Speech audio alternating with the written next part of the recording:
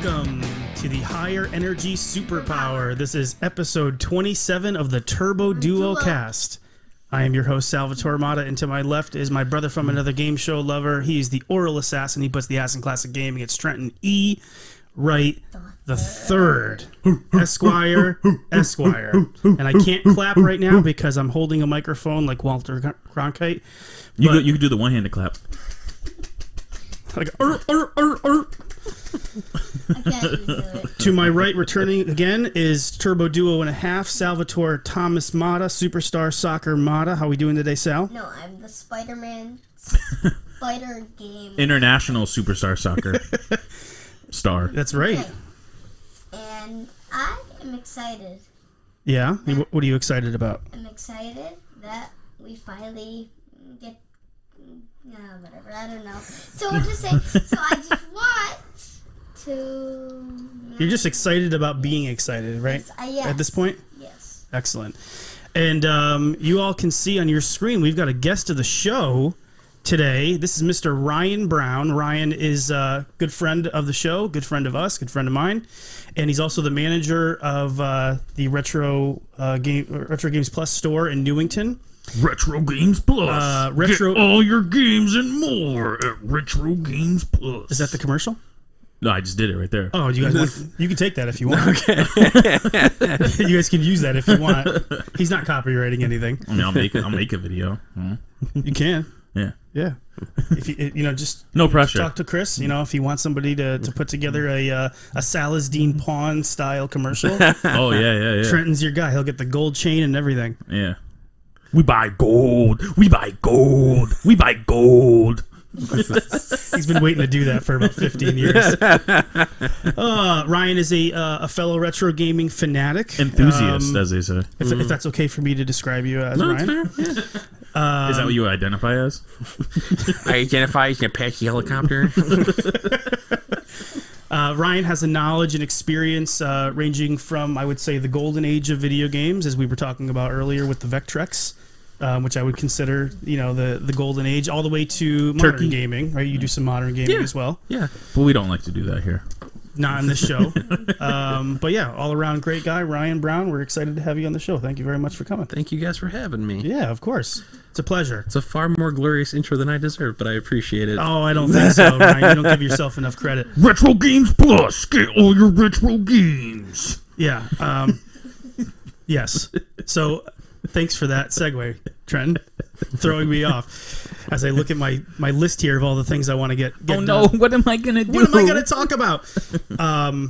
So not to put too much pressure on you, Ryan. The only pressure is on Trenton because we're still trying to figure out when he's going to lose his virginity.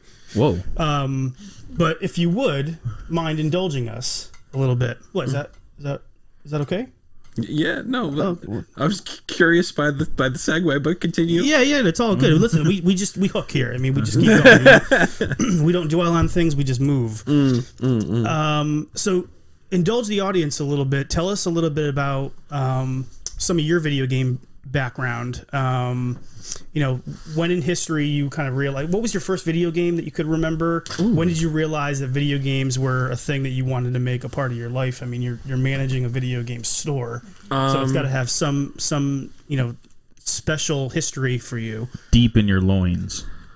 Go ahead. Yeah, no, I mean, I grew up to a degree with games and stuff. I mean, my first gaming memory was Mighty Morphin Power Rangers for Genesis. Ooh, like the fighting game, the fighting one. The beat 'em up. Yeah, the beat 'em up is the movie one. Yeah, no, the original one, because I remember it had the fighting game stages, and then you would do the Megazord fight at the end. So that, yeah, I remember playing that.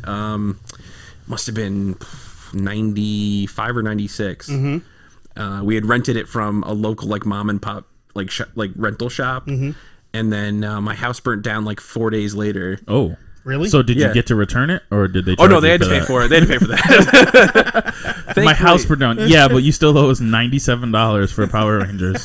So thankfully, this was my parents built the house at the burst of the bubble, and the house had valued by a factor of 4. So they were able. Insurance came in. They were able to cover that pretty comfortably. But I mean, if it was Blockbuster, you would have been screwed. They'd still be calling you today. Yeah. Or did you guys go out of business? Well, we're still tracking people Yes, down. but you're 476,000 days late for your return. Yeah, it's like Sally Mae chasing you down. Oh, God. They call you from 8 different numbers. Hi, this is Blockbuster Video calling. You know, at some point, I got the online subscription for Blockbuster. Oh, you're one of those? I had the online subscription. I was getting movies sent to me. Yeah, when they tried to be Netflix. I remember I Yeah. didn't return Iron Man on Blu-ray, but I thought I did, and I was like, I returned that, and then I found it under a pile of junk, and I was like, Oh, well. yeah, they let it go, but then I had this. I was like, do I return it back? I still have this copy of Iron Man. So you were on the physical subscription, like where they would send. Oh, wow. Yes. It's early. Wow. Well, late Blockbuster, early Netflix. Yeah. Right. Back when you had to use a disc in your Wii or in your PlayStation 3 to actually get The service, yeah. the service to actually work, you had to have it in the system. Wait, what service? Netflix. So Netflix, you used to have to put a disc inside of your system to be able to access Netflix virtually. Just any disc? Like just No, there was a specific Netflix disc. Oh, really? Yeah. Yeah, it's kind of like the GameCube, like the Game Boy Player boot disc, where it's like a boot code for the program. I don't think that disc is worth like $200, though. the Netflix Blockbuster access disc for your PS3. I know I saw them for like 40 or 50 for the disc online. For the Netflix one? For the Netflix disc. I don't know how long ago this was. This was a while ago. Why would you need Well, it? because they pulled the service down for the Wii Shop. So it's the only way you can still kind of like pseudo get onto Netflix by going around the router, I guess. So you can watch Really? it 480p. It's weird. I don't know. I've seen people do it online, and I'm like, I feel like this is more effort than just getting a smart TV at this point. Like, why? Yeah. It's almost cheaper. You know, you just got to have everything that came out for the system, I guess. You got to have it. I didn't even know that existed. You learn something new every day, right? Right, Sal? Yes. Nice. So you got Mighty Morphin Power Rangers. You played that, and that was your first memory, or was that when you realized that was literally my first memory in gaming ever? When was the time? When did you play a game where you saw something or played something where you said, "This is something that," like, so for instance, for me, I'll never forget the first time that I actually saw Super Mario Brothers. You know, and that was, we had just gotten the system, and watching Mario move and just seeing just like the phosphors of the TV and just how everything was moving through this controller input. It was like this defining moment for me that I knew that video games were going to be a part of my life forever. Is there something in your history, a video game moment where you said, this is amazing and I love this? It's when he played Tomb Raider for the first time and made Lara Croft jump up and down. It is a PlayStation moment, but not Tomb Raider. So was the PlayStation the next system you got? Yeah, so that was the first system we actually owned, because shortly after our house was rebuilt, we got this is what I call the Garbage Bag Chronicles. It was a set of years where we just got systems in garbage bags. Nice. Like from donations? Or you don't even know? From people my father knew at work. Oh. That he just bought them off of. They had an Amiga CD32. So we got... Or maybe, they heard your house burnt down and they were just like, well, we're not really using this right now. And could be that donated too. it to you or something. Yeah. But I remember my dad came home with it. He had the PlayStation 1 in a garbage bag with 2 games. One was Cyber Speed, which is this very... Cyber Sled or Cyber Speed. Cyber Speed. It is a very weird Japanese, like, 3D on-rails racer where you have to use centripetal force to speed up and pass. It's not great for kids. Like it going a loop, you mean? Yeah. It's not great for kids. It's very difficult. Is it three-dimensional? Yeah. It's probably not a good game either. No, it's not great. The soundtrack's pretty lit, though, but no, the game is not great. And then the second one was Jupiter Strike, which was like a 3D space shooter, which is actually that was a pretty fun game. It's like a sequel to Thunder Strike? I don't know. So those are the games you got? Like, those are like the most 2 random games that someone could give you. And then what mattered the most to us was we got the 3rd volume of the interactive demo CD. Oh, yeah. And that had Crash Bandicoot 1, Twisted Metal 1 or 2. I think it was 2. Tekken 2. I think one of the NFL games. NFL Game Day. Game Day 97. It might have been Game Day, yeah. And then I believe it was either Sledstorm or one of the snowmobile games that came out. That's a pretty tight lineup right there. Yeah, and I after playing that first level of Crash, I was just like, this is amazing. I want all of these colorful fruits. I know, right? And we played Pause. it. Say that again. We played that level so heavily. We're gonna use that in every episode. I want all the colorful fruits. It's gonna be a sound clip. Oh yeah. No, I mean Crash is one of those defining moments. I remember when I was in Funko Land with my brother, and he said, "Oh, I heard about this game. You should check it out." And they actually had it on a kiosk at that same time at Funko Land, and we tried it out. And I was like, "Well, I don't have a 64, and I can't play Mario, but this is almost like that." The next best thing. And I bought it right there that day. I think I got it for like, if memory serves me correctly, it was like $35, like used. You know? Daddy. But Yeah, that was the one. Oh, sorry. don't worry. This is gonna push the podcast forward. Go ahead. And Enoch, they have Crash Bandicoot for the PS4. They have the Insane trilogy. Yeah. Just remember that's not on. This one? Yeah. Oh, okay. Remember. Gotcha. Oh, that might be why we're having a better connection here. It's not even plugged in. Do you want? Oh, it's not. Okay, all right. So No, we'll be fine. say that again.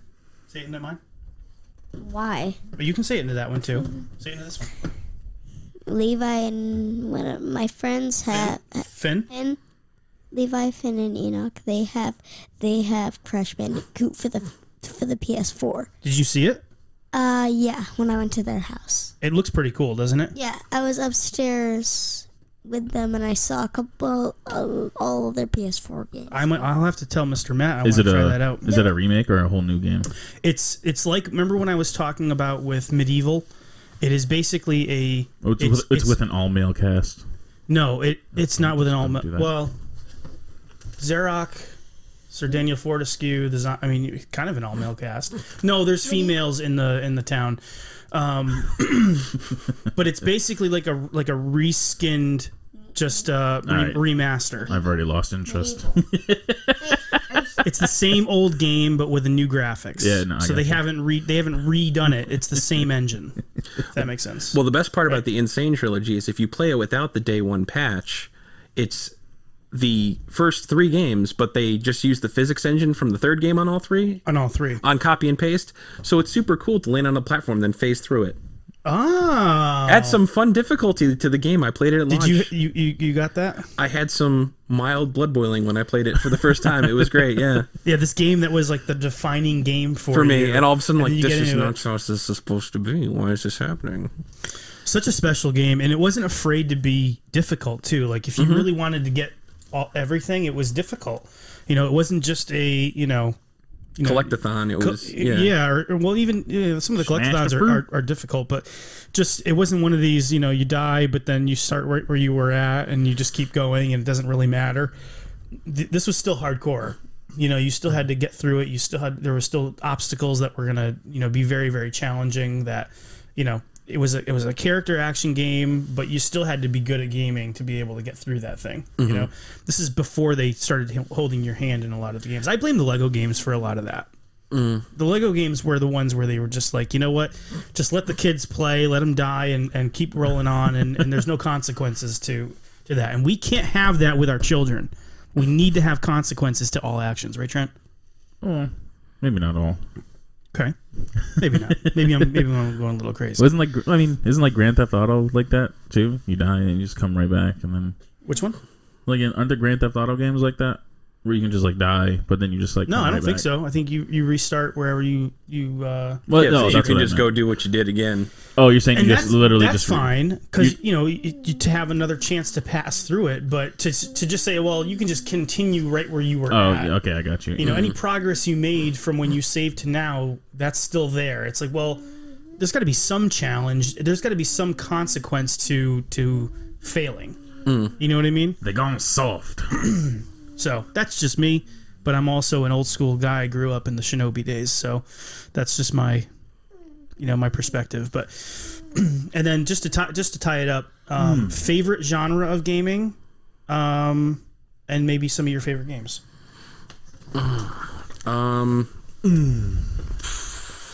So like beat 'em ups are like our kind of our go to on this channel. We love any kind of good hard core beat 'em up, something that's got good sound and Lots of guys on screen. Lots of guys on the screen. I think mine is probably the more guys, the better, because then it makes the challenge that much, harder. That much harder, and more engaging when you got that many men. When it's that hard, it's very engaging. Yeah. It's better. It's more engaging when it's hard. Yep. It's a true statement. So favorite genre. That's like one of the quotes they put on the back of Streets of Rage. It's GamePro magazine. It's more engaging when it's hard. 5 stars. This soundtrack is rock hard. The soundtrack to Streets of Rage is one of the best of all time, both 1 and 2. So anyway, so favorite genre. Video game genres for 300, Alex. If you can recover from that. Yeah, no problem. Yeah. So my favorite genre probably that I play the most of is RPGs. I figured you were going to say that. Yeah. So are we talking about JRPGs, Japanese RPGs? Are we talking about Western? Good mix of both. Yeah. Honestly, I just like the maintenance aspect of it, which is odd. A lot of people think that's tedious, but it's relaxing to a degree to me, so I do like doing that. Go at your own pace. I mean, I would spend... Like Liz, I remember when Liz was in school in college still, and I was playing Oblivion, and I would spend hours just figuring out what things I wanted to upgrade and just in what I wanted to tinker with, because you could actually repair certain items. And when they got rid of that, and for something changed when I started to play Skyrim, and we're not a modern gaming podcast, but just to illustrate the point, I just lost interest. I lost interest when it was nothing that you have degrades anymore, and it's just. Once you have it, it's there forever. Yeah, it's invincible. Yeah, it made me lose my connection to the character and to the game, and I lost interest, which is it's weird to say, but if you've been through that, you kind of know what I'm saying. Oh yeah, I mean, I've put using those as examples. I've probably put over 1,200 hours into each of those. And that's probably on the low side. Holy cow! No big deal. Yeah. So you're a fan. Yeah, it's across 5 consoles. Yeah, I've played it on 3. We should get it on the VR and have you test it out. It's be interesting. I know it's on the VR, but like for instance, like I like especially in like Skyrim, you can like when you get houses, you can like store things in them. So I'll be that weirdo that'll be like, I'm gonna find every single book in this game. Right, sure. and it has no achievement value. It's just there for my OCD to be like, I have on the shelf. I have keys sorted by alphabetical name. Like it's just there's no need for this. It's like the hardcore version of Animal Crossing. I'm even worse than that. Oh God. It doesn't help that I literally go to school for urban planning and development, so I'm sitting there going, okay, well, this has to be this many meters away from this, so let's perfect It's got to be space. the code. It's got to be the code. Like play Harvest Moon. Oh yeah. Yeah. My farms always look real OCD. So real solid. So if we talk about on this podcast, we talk really from NES all the way through the Dreamcast. What are some of your favorite games in those eras that you kind of see yourself going back to? What's the comfort food? What's the ones that you frequent for that era? For me, without question, I go back to Streets of Rage 1 all the time. Pretty much every week. I love that game. Damn, every week? Yeah, it's just so relaxing. Like even if I play for 5 minutes, it's just something to do, just so relaxing. The soundtrack's so good. So let's have a conversation about that. And I'm so glad that you brought that up, because I am thoroughly excited by what you just said, because Streets of Rage 2 is the one that everybody talks about, and I always feel like I have to defend Streets of Rage 1. And the soundtrack of Streets of Rage 1, to me, and I mentioned this I think on the last podcast, I enjoy it 4 days out of 7 compared to the Streets of Rage 2. Like I like that soundtrack just a little bit more, but it's a little bit. There wasn't as much memory in that game, so the character sprites are a little bit smaller, and people look at Streets of Rage 2 as that pinnacle of beat 'em up gaming. See, I almost like that they're smaller in that game though, because you take in more of the environment when the sprites aren't so massive, because you still they're big enough to where you can see them and you can do the grabs and every move you need to do, but you still get all the neon and all that like really nostalgic pull from the environment, and it just kind of adds more of a feel to the game, whereas like 2 the sprites are bigger and there's not as much color variation on the stages, at least for me. So it's just on which version? Streets 2. Streets 2. Yeah, and 3 tried to bring that back, but it still didn't kind of hit that same note that the first game hits. At least not for me. So Streets of Rage 1 is your favorite out of the 3. Oh yeah, and there's 110%. I'd love to hear that. I mean, it's I'd love to hear that, man. No, I mean, I really do. I mean, it's a very special game that it gets overshadowed by the second one because I think the second one is a little bit more accessible to the layman. I think it's the easiest one out of the 3, and it's the most accessible for people to get into, and I think because of that, it's the one that's lauded. And of course, listen, I don't want to live in a world where Streets of Rage 2 doesn't exist, but if I played Streets of Rage 1 first, and we got it brand new in June or July of 1991, and so that game was a part of the genesis of my Genesis story, so to speak. So I'm with you on that. So it's you say you're into RPGs, but then you mention a beat 'em up. I don't know if you said that just because that's kind of our genre of No, choice. I actually do play that game every week. And I sincerely love it. But you more recently got back into the Genesis stuff, right? Yeah, for me at least, I didn't start playing older stuff until 8 years ago now. I always forget. At this point, you just basically think back the number and add a year because of everything. Yep. But yeah, no, I started collecting and getting into it when I was working at a surplus store, and that's what got me my job. Was I would always be shopping at the store I work at, and finally the guy was just like, if we ever have an opening, I'll let you know. We're looking for. Was that Quinn? Zach. Okay. Who actually was texting 5 minutes ago. Oh, really? And I ran into him at a GameStop one day, and he's just like, "You need to go fill out an application now." And I'm like, "I'll put this game down then, okay, and I'll go do that." And I got the job, and it's only exacerbated my love of the games at this point because it's just introduced me to more and more. Because I didn't grow up with like NES, Super Nintendo. Yeah, we should preface that you're a few years younger than we are, so that 8-bit era is something that you didn't really grow up with. No, and even the 16-bit era is something that you kind of touched on before you really hit it hard. Yeah, most of that stuff I saw through Game Boy because they did a lot of ports for Game Boy and Game Boy Advance, like the 8-bit stuff. So that's good ports too. So that's how I got Kong to games. most of those. Yeah. Nice. So I always talk about how the Saturn is sort of my baby when it comes to video gaming, even though I love all the systems. I love them all equally. I think, and correct me if I'm wrong, would you say that the PSX is sort of that system where you kind of dwell the most? The PlayStation 1? Yes. Yes. What? No one calls it the PSX. No, the only reason that's a slight misnomer. So the PS. Okay, help me. I mean, Oh yeah, so the PSX. Let me better understand you. It's partially correct. So the PSX was the original code name for the PlayStation when it was in development after the conversion from the CD add-on. But Sony ended up rebranding and using the name again when they created a system in tangent with the PS2 in Japan. So the PSX is actually its own system in Japan. I forget. I think it's like the Net Yerosi? Kind of, yeah, but it's like a DVD / I think it uses Laserdiscs. Maybe, I can't remember. It uses another CD style format on top of the PS2 regular DVD format. So it is its own kind of thing.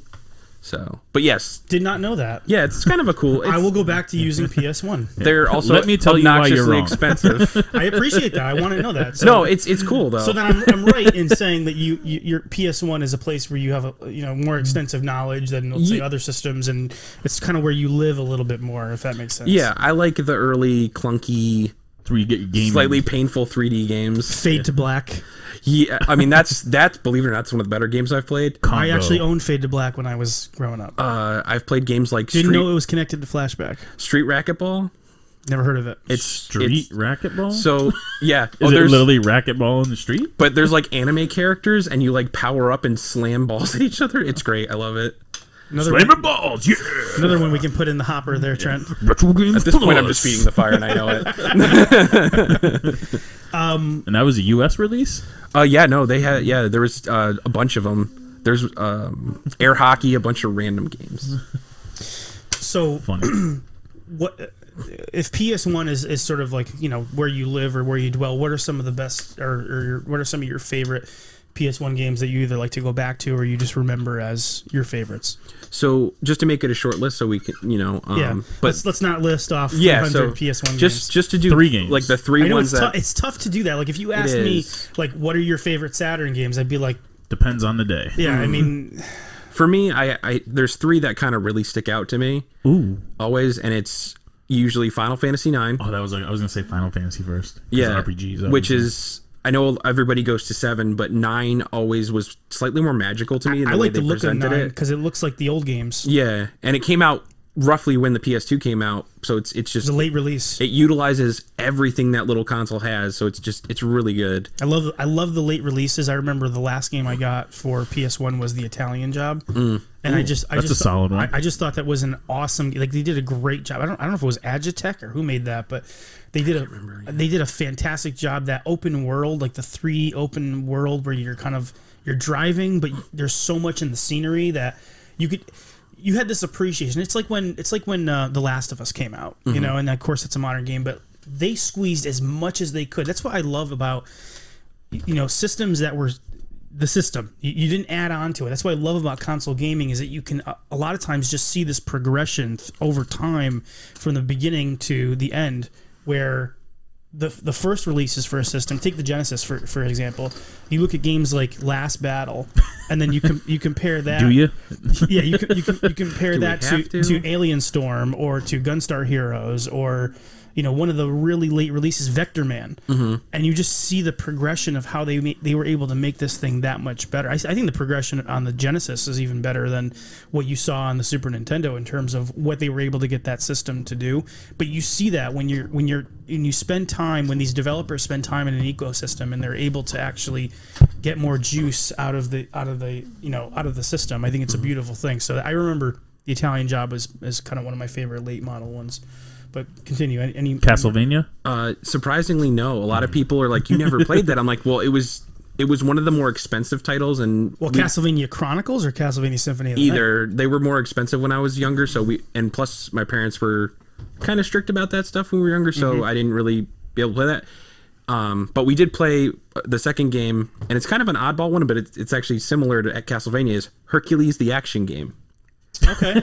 And like the Disney game. Yes. Yeah. Let me explain myself. Sir. It does what Castlevania does, where it's a really well drawn, well sprite done 2D side scrolling platforming game. Who made that? I forget who did it. Wait, is that like the modern Hercules, like the cartoon character? Yeah, guy? the Disney movie one. Yeah. Okay. Yep. And so it has levels where it's a side scrolling platformer with hack and slash abilities, similar to Castlevania, but obviously slightly not as aggressive because it's Disney. And then there's also a multi-plane element to some of the levels where you have to shift between planes to go progress and get different items. And then there's certain levels where you actually run either towards or into the screen, like Crash Bandicoot. Yeah, or like where you're coming like into the screen. But it's almost like a Mode 7 where it's just like a flat plane and you're kind of traveling on it. Okay, I got you. Yeah. We'll have to check that out. Yeah, but that was like one of the big games we got when I was a kid, and it's just still holds up. That's something that is part of your history, and that's why you love it. Still holds up too for me. I can play it out anytime. Nice. Yeah, and then the third one is Crash Team Racing. Nice. Still prefer to Mario Kart. Whoa, sir! Wow. Please. Yeah, I know a bold statement. I know That's a very bold statement, sir. I think a lot of people say, "Oh, well, Mario Kart." I'm more of a Smurfs racing adventure kind of guy. Hello Kitty on the Wii U. Garfield Kart. Yeah. No, I thought what CTR did was it did everything that Mario Kart 64 did, but added a slight accessibility to it. Like Mario Kart 64 is great, but there's some ridiculously brutal parts to it. Oh, Mario Kart 64, definitely. Yeah. Well, that's what we have to compare it to, because at the time that CTR came out, Mario Kart 64 was the big kart racing game at the time. So I just to preface that. Yeah, and then a lot of the stuff that you see that they use in CTR, they ended up importing into the Mario Kart series later on. When so for instance, the coins that you get in Mario, where it'll make your power-ups stronger, originally from CTR, because what would happen is if you hit enough boxes and got enough Wumpa Fruit, you would actually turn your power-ups into like nitro power-ups, so they'd be stronger. Okay. So things like that, they I thought the coins in Mario Kart make you go faster. No? In the Mario Kart 8? 8 it does. 8's faster. Yeah. I think... In the original Mario Kart, I don't know if it really did anything. Yeah, I don't think it did. It was just it was a score multiplier. Yeah. Back when they still had scores on the top of the bar, which it was a relic of a bygone age. Mm. So no, I remember I owned it secondhand, CTR, and it was a fun game. Never had really that many people to play with, so it was it wasn't one that got too much play, but it was a competent racer from what I understood. Mm-hmm. But we were so engulfed at that time by Mario Kart that Mario Kart, especially because you got to buy multi-tap too for the PlayStation. It's like if you're gonna play 4-player. Yeah. That's what got us our multi-tap. Was that really? Game. Yeah. Oh, really? My parents were like, "Well, all 3 of you are gonna play," because I have 2 younger brothers who are identical twins. I don't want to hear it. And they're just like, "Well, they're gonna keep screaming," and I'm like, "They're like, we'll just get them the multi-tap." And yeah, for me it was Smurf Racer, but. You're still sticking with the Smurf Racer, like that's like someone's gonna laugh eventually. I said the multi-tap. The reason why we got the multi-tap was because of Smurf Racer. I thought it was funny. Maybe not. Let's move on. How do you say it? Fine, whatever. Let's move on. Leave me alone. No, that's not how I tried. So something happened last night that I wanted to discuss on the podcast, and I was screaming. I was saying words that I don't normally say, and I got upset. And I was asking myself, why am I so upset right now? Because you there's no real reason to be that way. So I was playing a game for the TurboGrafx, part of the inspiration for our show, called Legendary Axe. I don't know if you've played the Legendary Axe. Okay. So what? You're listening? You're being a good audience member? Appreciate that. So, Studio audience. I wanted to ask you guys this question because I know this is something that you struggle with, Trent, amongst a lot of different things that you struggle with. There it is. I knew it was coming. Including what we talked about. What are you trying before. to say? So, I'm playing Legendary Axe. Great game. Mm-hmm. Absolutely great game. Some people think it's the best TurboGrafx game that's ever come out. Watch your mouth. I can see you out of the corner of my eye. So I'm humming along, like Pause. Trenton hums on other things, and I'm having fun. I'm beating bosses. I'm moving through the levels. The music's great. The graphics are great. I mean that game is so colorful. Yeah. It's just a great early TurboGrafx game. And I get to level 4. I think it's got like 5 or 6 levels. And my power, there's a power bar that you have that actually you need to continue to increase so that you can defeat some of the harder enemies as you get through. That bar is all the way. So every time I kill something, it flashes the screen because full tilt like a Peterbilt, ready to go. Yeah, it's basically telling you you're boss hog. This better have a good payoff. So, I mean, I don't know. I'm just going to tell the story. Whether it does or it doesn't, I'm not putting the pressure on myself, Trent. But it's an issue that I think that we have, being the age that we are, the responsibilities that we have in our day-to-day lives, because this podcast mixes video games with everything else, right? What were we doing? What's happening in our lives? What is going around? What we're doing in video gaming? And so I get to this level, and it's one of these levels that has fake floors. Where they disappear? Talking about? They're not disappearing. You'll be walking along and you're falling through.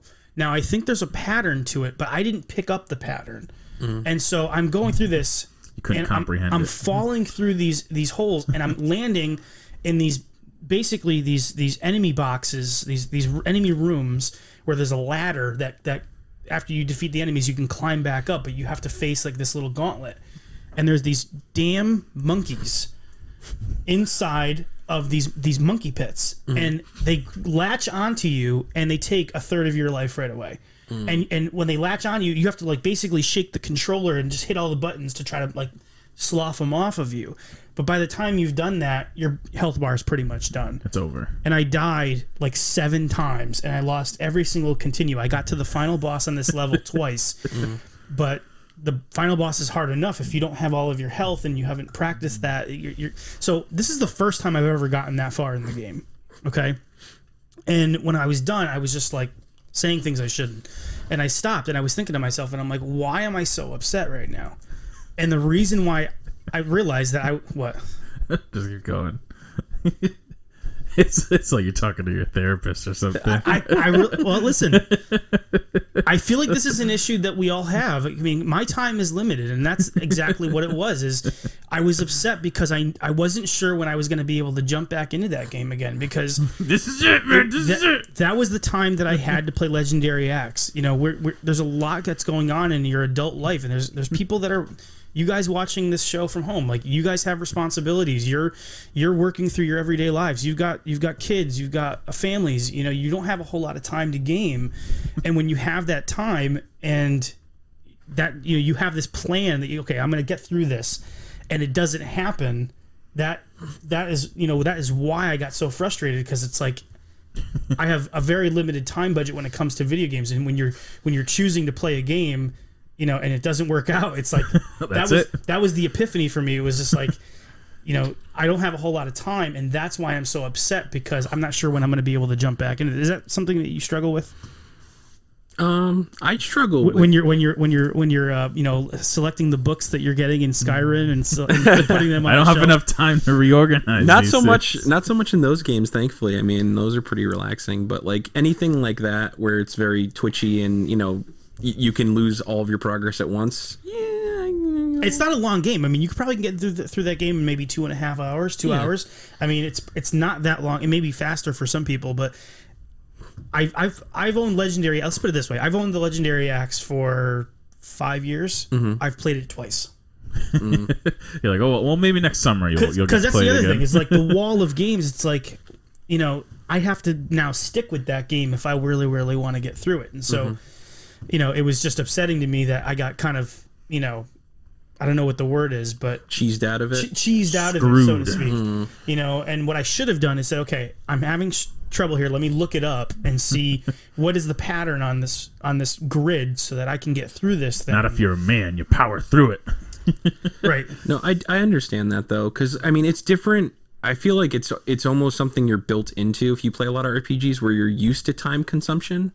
So, because but you also, that progress that you have is not something. It's not taken away from you immediately, right? So now, if I pop that in, I gotta start from ground zero. I can't just go back to where I was. Those old games, you didn't even have a password save. Mm-hmm. You just had to get back into it. I mean, when I'm playing older games, I honestly, maybe it's just because it's still kind of new to me, to a degree. Like I'm not as upset. Because I'm like, oh, well, I get to see it again at some point. And then it's like still kind of fresh because I haven't played the game a lot.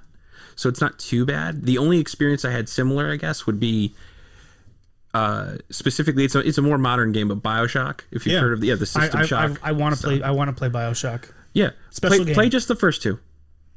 I played through all of them, and I was the first two. Infinity or Infinite, yeah. Infinite? I love the first two games. They were beautifully written, great gameplay. I played the demo of Infinite. I wasn't too fond of it. I get through the third game. Mild racism aside, which is blatant in the game. Oh, really? Moving past that, I was like, okay, kind of not cool. Hopefully this ends. It ended, thankfully. Get through the game, and I'm like, it's getting you into the story. You're playing through this thing, and it's not a short game. It's 15 hours plus, usually, for the story. You get to the last 5 minutes of the story, and I was just like, all of my choices were pointless. Yeah, I'm never getting this 15 hours back. Well, and my life is meaningless. So, and I just started seeping into depression, and I yelled at the television. Yeah, and my brother comes in, and he's like, "What's going on?" I'm like, "I don't want to talk about it. It's a waste of time." He's like, "What was waste of time? Everything, life. It's all pointless." That's when you have to realize it's just a video game. So yeah. So I came back down from that and said, you know what? I need to appreciate the fact that I had this time to be able to play the game, enjoy it, and experience the turbo. Because how many times do you have a chance to experience the turbo graphics? Like, so that was something I just took away from and said, you know what? I appreciate my time here.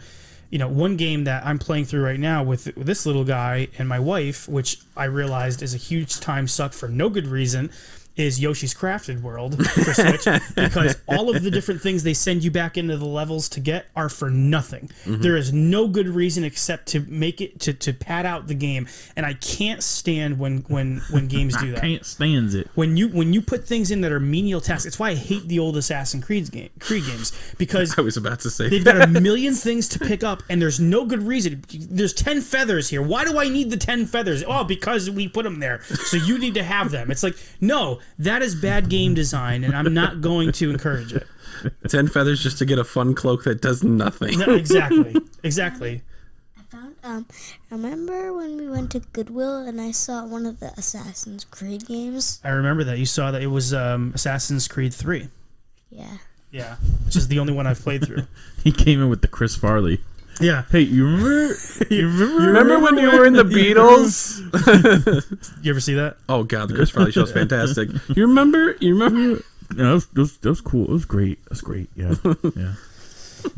Yeah. Yeah, so that was my experience with the Legendary Axe. I will hopefully get back in, but We're all pulling for you. I thank you. It was very stressful, and I was not too happy with myself at the end of it. So, Well, maybe we'll get back into it next summer. yeah, maybe. It's not summer. That's what I just mean. don't have a lot of time to game. So when I have time to game, I want it to. No, I get it. I want it to matter. I want it to have, lasting impact because I want to be able to experience more things and be able to progress through more things. So You know what? Just skip it and go to Rise of the Dragon. I should go through Rise of the Dragon. Yeah, great game on the Sega CD. I'm gonna put you on the spot one more time. Okay. Ooh. Now, on this podcast, we talk about how a great game is one that's very physical, very simple, and very fun. Right? That's very broad. What makes a great game to you? For me, it depends on the game, honestly, because I want different things at different times. So if I want just something I can pick up and play and enjoy, it should be easy for me to pick up and play. So very simple, very accessible. It should reward you for learning the game well, but not punish you for minor things that are beyond your control. Right. So when you fail, you want to feel like you failed. You failed rather than the game failing you. Yeah. Why'd they do that? Yeah. Why would they even put that in the game? That's the Nintendo thing. And I think lastly is it should be something you remember, something worth playing. So it should have something that catches you. Whether it's the story or whether it's the Story, gameplay, the gameplay, the music, yeah, something. Streets of Rage. Pretty much. Yeah. Yeah. And then for other things, I mean, anything character driven, it's very different for me. RPGs. Well, RPGs or even just action adventure games. So stuff like Jak and Daxter or Ratchet and Clank. Those are more actiony games. Like a human connection. Yeah, you almost you can empathize with with either one or many characters over specific things they're going through, and it kind of brings you into that world a little more. And I like that too. Yeah. When it comes to RPGs, for me, I really enjoy a game that has a good grind. I like to grind, but I like to grind in a way that there's a feedback loop that is rewarding. And so, games like Skies of Arcadia, I love. I love the combat of, I say combat, but, Legend of Legaia, is a big one for me. I can remember when we got the demo disc of that in the mail and playing through that demo disc and saying, I want to buy this game now because of how engaging this gameplay was in an RPG. Is that an action adventure like RPG? It's a JRPG. I mean, how would you describe Legend of Legaia? It's similar to like Legend of Dragon, where it's a JRPG, but it has action elements. Like Yes. it adds more of an interactive part to the turn. In the battle. Oh, it's turn based though. Yeah. Oh. Yeah, there's almost like a fighting element. Yeah, you're constantly doing something. You're not just sitting there, wait their turn, now my turn. It's more Oh, okay. more Oh, I fluid. gotcha. Active battle in a way that like there's a timer between when you hit and then when you can hit again. Yeah. No, I agree. I think it's all of that encompasses fun, right? So it's got to be fun. If it's not fun, then we shouldn't be playing them. And I think sometimes we bog ourselves down in playing games because we feel like we should, because that's what everybody's either talking about or what the zeitgeist is at the moment, and it might not necessarily be in reality something that is truly fun. And I like talking about Legendary Axe and spending that time. I actually had fun playing.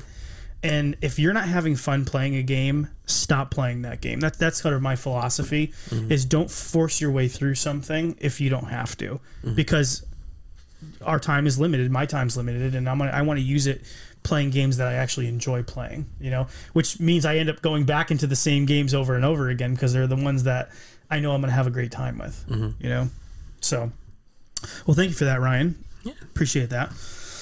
All right, well, let's get into our modern retro moment, which is also called our It's Still Real to Me, Damn It moment. It's still real to me, damn it!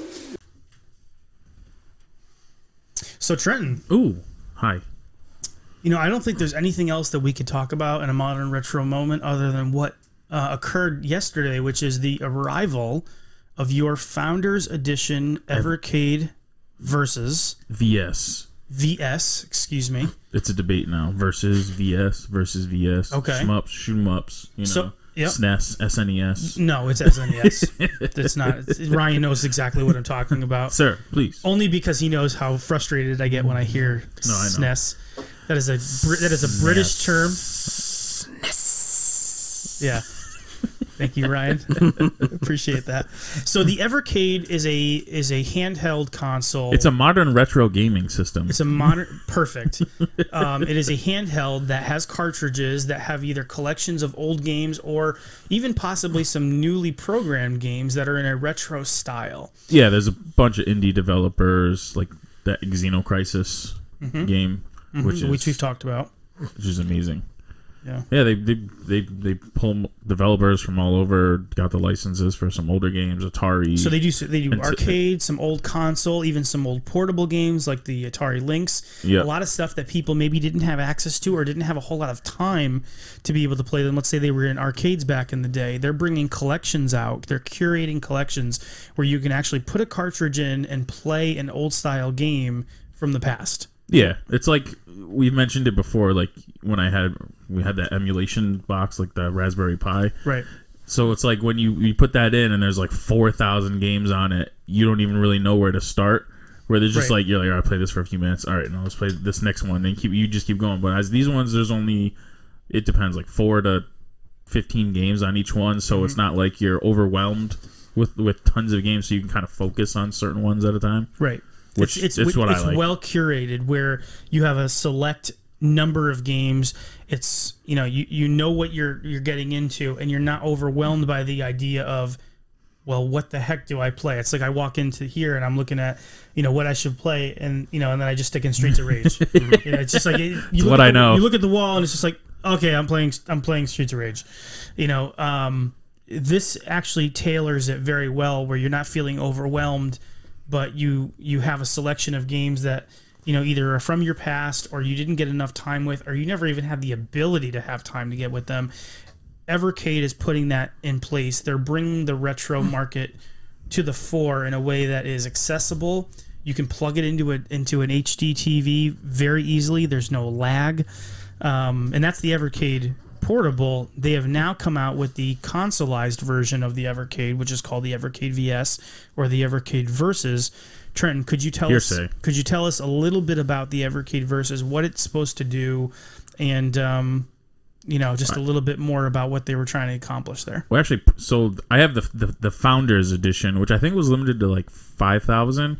So I pre-ordered that in was it May or June, somewhere around. I don't think this is not like publicly out yet in terms of like the masses. This is only the Founders. No, yeah, like because I'm in like the Evercade group on Facebook, and people are like, "Oh, just got mine today. Just got mine." Which actually arrived like overseas to other people earlier because they're based. I ordered it and it's from the UK, so like they obviously got their shipments first.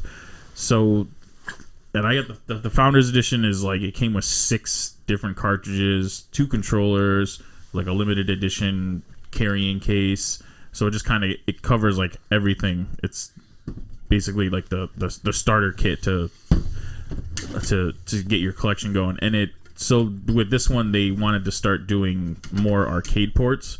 That was kind of like the idea with it to have. I love it, especially with the 4 controller ports. So they're actually differentiating the handheld games from the console games, but the handheld games work. They all in the console, except which is weird. I don't understand. They had a license, so like the Namco collections, they don't work on the on the consoleized version. Yeah, because apparently Namco's really strict with their licenses, and they only got a license to use Namco games on a handheld. But you can use the handheld with the TV, right? But it's still on the handheld. Hey, I don't know, man. So I was on the launch video that Digital Foundry was doing on the live stream with Sean from Evercade, and he was talking about how he is kind of working with Namco to try to get It's just like such a weird like Namco. He did mention that Namco is an interesting beast when it comes to licensing. It's just like so weird. It's like you can play it on the handheld, but he said never say never. But not in the console. Yeah, and you can try and it just doesn't recognize the cartridge. Okay, it's so weird. But yeah, I mean, it's like kind of like the perfect system. Because like you can collect for it. It is the system. It is the system to me. It's the system for the retro gamer who wants to retro game and wants something in between real hardware and a emulation PC. Where they want that consoleized experience. They want to be able to put a cart in, but they also want it to just work, and they want it to be able to plug into their TV where they don't have to have this complicated setup that they have to put together.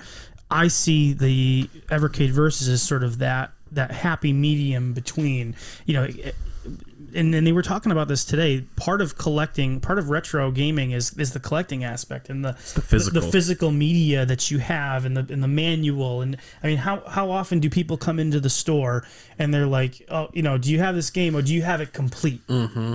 Right. Almost, you can always tell the collectors because they're like, is it complete? Do you have the manual? Does it have the manual? I mean, that's checking out the disc, seeing what. Yeah, because like when I go into like when they have like if I go into Retro Games or Game Exchange or wherever, and they got like a game in like the glass case, and can I see that game? And as soon as they open it, I see no manual. It's like, don't even bother. I'm good. Yeah, thank you. Because tracking down a manual is difficult, and do you really want to be waiting to do that? It's you have to pick and choose how you're gonna manage that. So the Evercade, it's better even for the person who doesn't have any retro games or maybe just a very select small amount of that, because it's a way to start fresh with a curated list of games that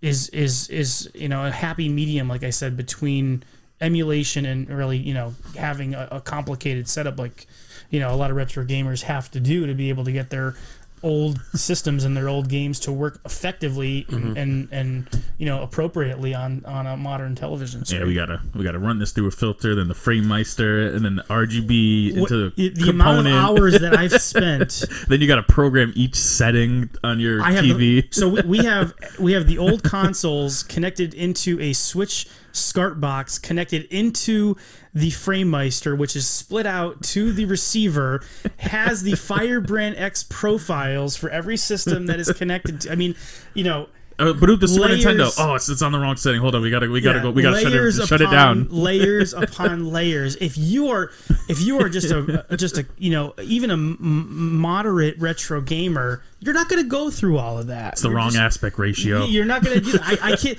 What did I do? What did I do today? We were playing Hyperstone Heist, and I said, wait, let me check and see if this is a lower resolution cart. Because I'm not sure if it's the 520 box frame. Is it 256 or 320? Because then I got to switch it from 5x3 to 5x2, right? Because it just has to be. I might not even see the difference, but I know. But in the back of your mind, you're gonna be like, it's not right. It's not optimal. It needs to be better. I put all this time into it. We're using it. Yeah, exactly. So that's what I really love about the Evercade Versus, the concept of it. And I'll tell you what. Just off the bat, when we plugged that thing in, that presentation that it has is so slick. It's ooey gooey retro goodness. Gooey retro goodness. It's a gusher in video game form. It really is. It just makes you feel warm and toasty just watching that Versus screen come on. Sorry. Only because of what I do and the mysterious fluids that have approached on consoles that terrify me, and that's why we have gloves in the store. Are you serious? Oh God, people don't clean their stuff. I mean, you could not. But look at you could not clean it and it still be clean. It's like I've had a system for like 20 years. There's nothing like on it. Like I've seen some ungodly things on consoles. We have a substance we call hand cheese, which is what comes out of controllers. What you do is you just take a toothpick and you just run it along that seam, and it's just. Oh yeah. Well, that's understandable. It's like toe jam. It's skin. Yeah, it's dead skin. Ooh. Despair, hopes. Once again, retro games. Despair. What'd you say? Despair, hopes. He said. Regret in powder form. Yeah. And that place is Retro Games Plus. Get all your fine games. Retro games at Retro Games Plus. We clean them. I promise you, they're clean. I swear they're clean. I'll tell you what, Retro Games Plus is a blessing, though. I mean, for us to be able to go there and just have that store. I mean, I know that I didn't start with that at the top, but I mean, it is like the closest. It's probably the only one near here, like an actual Retro Games near me. Yeah, I mean, it's the closest one, and just the personal nature of how you guys work there. You know, if I may speak out about it, you go to Game Exchange. You know, I don't want to despair on Game Exchange. I actually had a good experience at the Enfield store recently, but a lot of times it's just, come on, man. It's just, you know, there's not really a connection where we've created that connection with you guys. You've done a good job connecting with the retro community. You guys are doing events, you know, to bring people together, and that's what really retro gaming is about. So, you know, all the applause to Retro Games Plus and for you guys. And I don't know how much of that is stuff you know Chris is responsible for, or that you kind of have autonomy to be able to do what you want in the store, or be able to have those types of events. Or I mean, honestly, that connection with the community. Yeah, not to sound like a kiss ass, but no, genuinely. I mean, I've worked a bunch of jobs, and without question, Chris, who owns Retro Games, is one of the most genuinely kind people I've ever worked for. Really, and just he because he trusts us, because he's like, you know, you guys have done a good job. I trust you guys to run stuff, and he gives us kind of pretty good autonomy with most. Well, he's stuff. got good people working, I would argue. Yeah, and you know, he had a bunch of scumbags working there. Yeah, you know. But he also gives us, you know, he'll help us too. Like if we can't think of something, he'll always give us really good advice, and that's why we have successful events. You know, is because it's a good tandem effort of all of us working together. And I think we've got a good core of retro fanatics, though, that are local enough where we're kind of, you know, a part of that, and you guys have responded to that. You know, you have in Chris to know, like, when you have a retro gamer, somebody who's really dedicated to, you know, make sure you take care of that person, because they're going to be telling everybody about that. They're going to be bringing more people into the store, and they're going to buy a lot. You know what I mean? So you guys have really catered to guys like me, and I appreciate that. Yeah, I mean, and it's one of those things where it's like, yeah, I mean, obviously at the end of the day, we're a business, you know, we're trying to make money, but we have a lot more fun when we can do things like the Congos and, you know, the tournament nights and things like that. Because I can't wait for next Sunday. I mean, I really can't. It's awesome. Why? What's next Sunday? What's next Congo. Sunday? What's next Sunday? Congo at Newington. You can come. Wait, what? Who? When? Okay, so next Sunday, December 12th, we're having a which might be after this release. No, it won't. No, it won't. Connecticut Gamers Organization Trade Night. So basically, Sunday night. We open the store up to anybody that wants to come afternoon. down. Anybody? Anybody, 4 to 8. Retro Games Plus. And you can come down. You can bring your stuff if you want to sell it or trade it with people. Bring your stuff. I'm just going to bring everything. We're just going to take everything with us. It has to fit on a 3-foot card table. We'll make it fit. If it doesn't sell, it's going in the trash. We're going to stack it like Tetris. But yeah. And we try to make those nights fun. Like I try to do like little contests and like giveaways and stuff just because it's fun. You know? Oh, you have funny little games. We do. We superly have a lot of funny little games. So, what do we like about the Evercade Versus so far in our 10 minutes with it? We played one game for 7 minutes. What do we like? First impressions. What do we like? What is lacking? What do we want? Man, that's a lot in 5 minutes. All right, so the only thing that obviously we had an issue with, the third-party controllers don't work. Yeah, we downloaded the patch. I don't even know what the patch was. It just downloaded. There was supposed to be a day one patch, which was supposed to make it so that you had third-party controllers like the 8-bit DOE and the retro-bit controllers and the mini console controllers like the NES Mini and the Super Nintendo Mini and the Genesis Mini work on the system, but we had issues with that. Yeah, so we tried to play a 3-player game. Yeah, we were trying to, because there's 3 of us, so I wanted to try to play a 3-player game. So we popped in Combat Tribes, and we had a little issue figuring out who was first player and pressing the select to get the coins going. So we finally got that, and then I was in, and then you couldn't join. And full disclosure, I was using a Sega Saturn third-party retro-bit controller, and so we didn't. Well, the first thing we didn't map the buttons first, right. So we thought that would be the issue. We did but that. Then we cycled the console, and that didn't work either. So yeah, there was, I don't know. And then we tried the 3-button Sega controller, right? And then that didn't work. That didn't work at all, right? Nope. Yeah, and so there's some kind of issue there. I don't know. Maybe we're still doing something wrong. I don't know. But the gameplay is great. I mean, the game itself is great.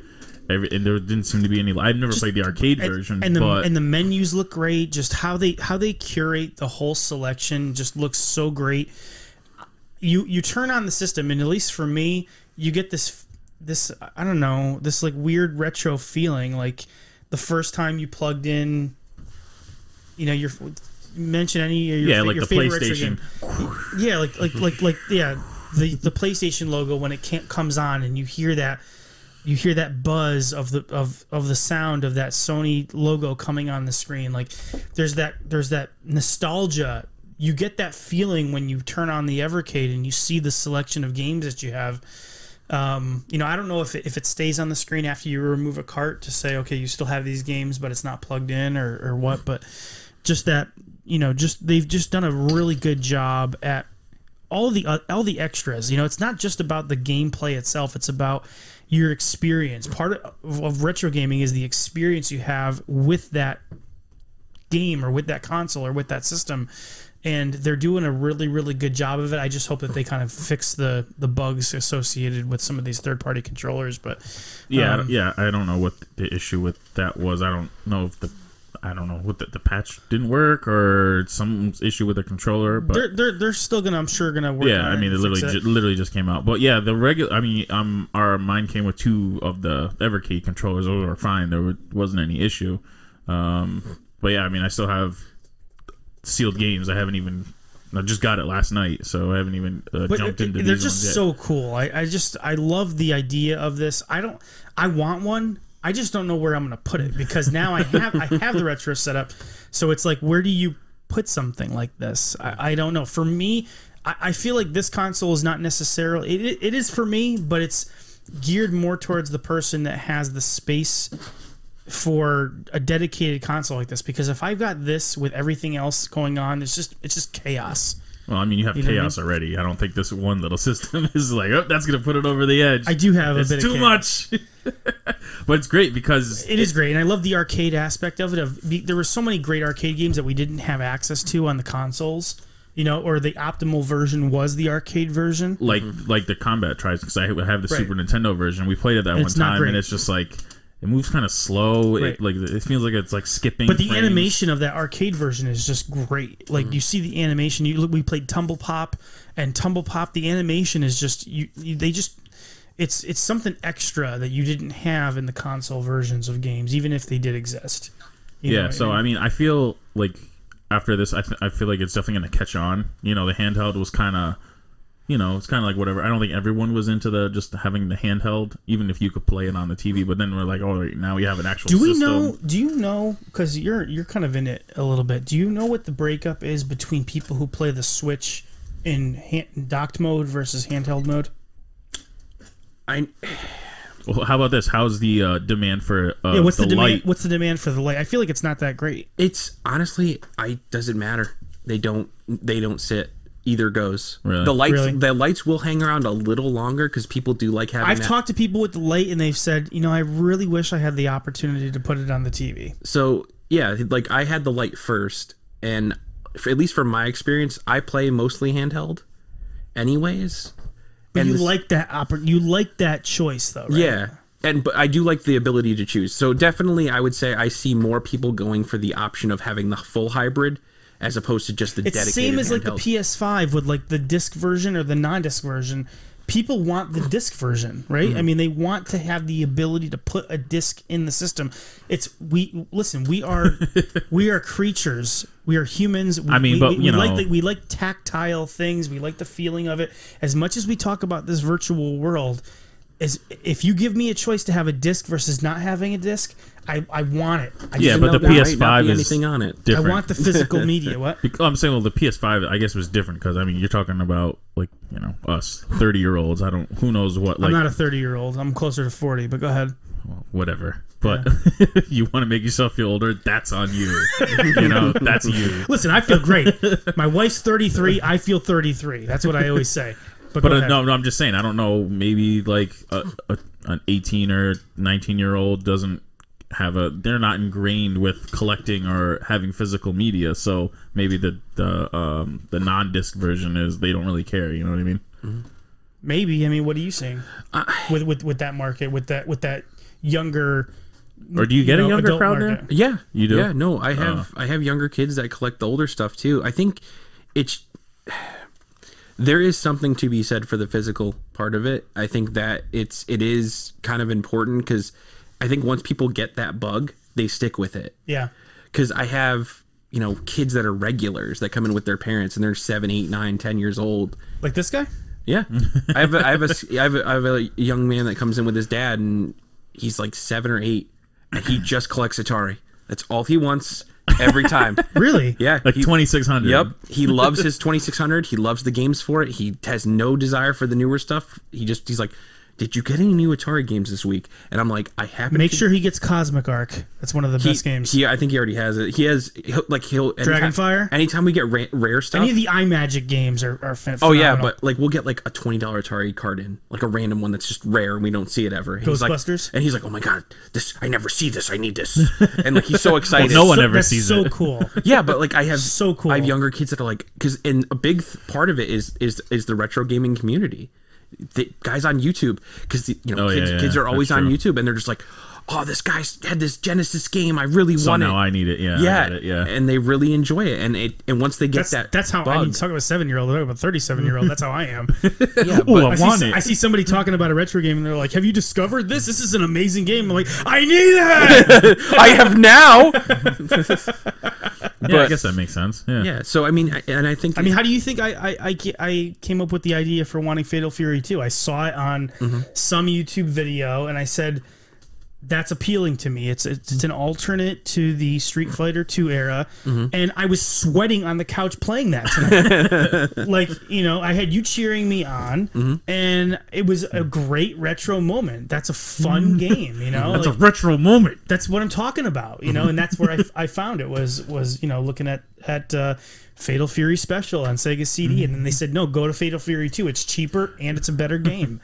Okay, great. Yeah, and two, it's also the pick up and play aspect of the older stuff where you're not investing this mass amount of time. Remember when we talked? What about updates? Remember we were talking about updates and how it's like you gotta download the update, then you gotta install the Then update. you gotta install the update. Yeah. Yeah, And then you ran out of space. Let's delete these 5 things to make room for the update. Retro games don't have that, and that's one of the things with like the verses that are so great is that you plug it in and you can get into a game right away. Yeah, it boots up really quick too. And the great thing is like you don't have to invest a lot of money into it. Like each cartridge is only $20. I mean, maybe and it comes with at least 5 games, right? Yeah, I mean, maybe later on, maybe they might get some like single game, like it'll be like a huge game or something. So they said that the max that they could get out of the Evercade, like in terms of its processing power, is the PS1, Nintendo 64, Dreamcast. That is the maximum. Dreamcast would be. That's still a pretty good amount of room, though. Well, and that's what we talk about is like that's the kind of the cutoff of like when I think of the classic era of gaming, I think everything Dreamcast back. When you think about PS2 and beyond, that is more of a modern gaming to me. So they said it depends on what like even if it's like a seat PS2 Capcom game. Well, it depends on what they did to create that game, whether or not they're going to be able to make it work on the verses. But generally, in terms of power, everything up to the Dreamcast they can do on the verses, which is pretty nice. Think about if they could create like a game specific to the verses that has 64 graphics. Yeah, I mean, I could see that's good to me. Indie developers or someone like making an just one single game, like a really in-depth game. Was it called like Tangiers or Tangiers or what? But that's on one of the multi-card. I think it's on the Pico collection. That's not. It's a collection of indie games that were on. You could get that on. But that's made specifically for. No. That's not emulated, is it? No, it's not for the Evercade. It's just an indie game. You could get it on like PS4 or whatever. Yeah. All right. Like there's like indie game collections where on like Steam or whatever. All the digital shops. But I'm saying. But you can program games directly to the Evercade. That I don't know. You can. Oh, you're saying you can. Yeah. Oh. So it's not just an emulation box. There's actually processing power inside of that thing where you can make games for it. So they can do that.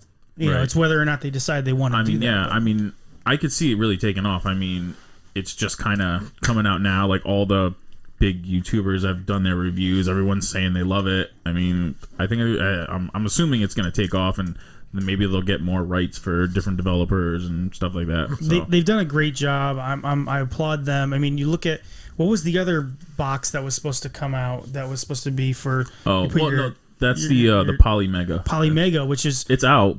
But this is reasonably costed. I mean, you could get this the deluxe system for $120. Yeah. Oh, I mean, I guess it's kind of apples and oranges because you're taking your own games and playing. In terms of fitting in their market and doing a good job. I know. Polymega is sort of on the on the niche side. They're on the poop list a little bit too, as far as what they're doing for the cost that they're charging for it. Whereas I think Evercade is trying to tailor this and make it really cost effective and make it work. And I think $100 you can get the VS. People are responding really well to that. So there's things happening in retro gaming. Evercade is a bright spot, so we're really, really excited about that. So, we would say is, guys, if you don't have a retro setup and you really want to have access to some of these old games, you don't want to have a million games that you don't really know what to choose, but you want to be able to buy cartridges and as releases come out like you used to do, the Evercade Versus is the way to go. The controllers, how do you guys like the controllers? They're pretty good. It's for the price. Yeah, I mean, to be honest, it's not I'm kind of. Because when I pre-ordered it, I was thinking, like, do I want to get, like, 4 controllers just to say I have 4 of the same controllers? It's a decent controller. Maybe it's my hands are a little bit bigger, so it's got that like curve underneath it, so you can grip the the shoulder buttons. For my hands, it still feels a little weird. Mm-hmm. Like, you know how you hold a controller and you got your index fingers like on top. For me, it feels a little weird. I don't know how to. How about the portable system when you play that? I think that's a great. I mean, I know you can use that as a controller, but that one also doesn't have an L1, L2, R1, R2. So, I mean, maybe I have to look into some other kind of controller. But no, it's fine though. Okay. Yeah. So yeah, I think they've done a really good job. So if you guys are interested in getting a retro gaming setup where there's not a whole lot of responsibility on you to really do a whole lot, but you want to have that experience. The Evercade is the way to go. So look at that. I mean, they've got you can buy it at Best Buy. I mean, you can buy it pretty much. Yeah, I don't know anywhere. Just look up. I don't know if it's Evercade. available yet. I know, but you can I think you still pre-order it or whatever. It. Yeah. But that's a great way to go. I think the initial set, even the cheapest set, comes with a game. Yeah. And it comes with a controller, or you can get the deluxe set, which has 2 games or two cartridges that have multiple then games. 130, and then it just goes. You can just get a whole bunch of games, and that has 2 controllers with it. So, support these guys if you guys want to, have that type of experience, and you want to be able to experience old games. Evercade Versus is a great option to do, and it's a slick console, and it's clean, and I think it's a great option. And they just they have new carts coming out every few months. They just put up the pre-order for the Renovation collection. Renovation Telenet. I mean, which was like all the old, like those original Genesis games, shooters, and Valis and those kinds of games. I think both 1 and 2 are on that collection. Yeah, Valis is a classic action game. So, anyways, with that being said, we'll take a quick break, and when we come back, we will be talking about, of course, the highlight of this episode, which is Twisted Metal on the PS1. We'll be right back. Pause. After these messages, we'll be right back. Dad, can we use your tools? No, but I got you some of your own. Cool tools! These tools look real. Cool tools. The look and the feel. Cool tools. Cool tools. Ready for real metal tools? You can get Cool Tools. Keep them in your handy tool belt or in your Cool Tools toolbox. You got my tape measure. Yeah. Cool tools! Cool Tools. Tools, belt, and toolbox. Each sold separately, batteries not included. Cool. Yes, cool. Cool. Sure. No doubt. Yeah, no doubt. Well, we're back. Oh. After that break. And so it is time to talk about the main event. Welcome to the main event. Which is the historically very significant game called Twisted Metal. Twisted Metal. Twisted Metal. Part of the reason why, Ryan, we asked you on the show is because, you're such a PS1 I won't say PSX again. You don't want to offend anyone. PS1 head. That Twisted Metal is one of those games that is a console defining game. Twisted Metal is the first 2 games are mostly lauded as the best in the series. Those originated on the PlayStation, and it was very much a time when you think about 1995. You start to think about the beginnings of what we call the Extreme era. Oh yeah. X Games. You want to get Extreme Doritos. Extreme was better. The more extreme that you were, yeah, you weren't there, man. The more yellow 5 you had in your drink.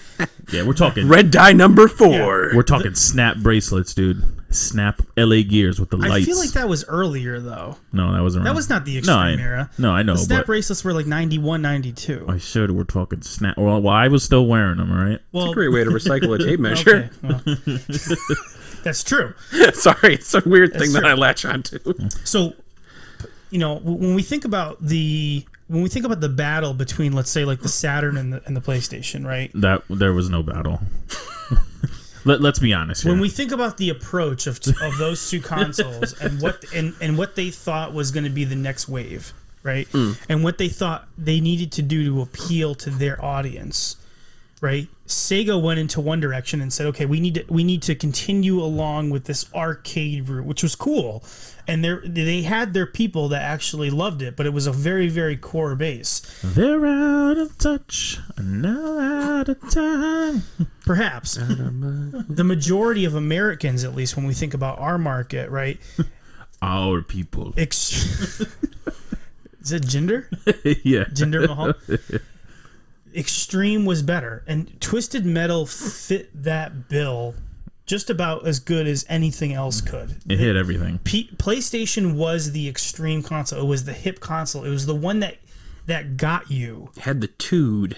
It did. It did. It's taking a line from Sega, right? It was the one. It was the one that spoke to that 13 to 21 market. Oh, that's me. The kid.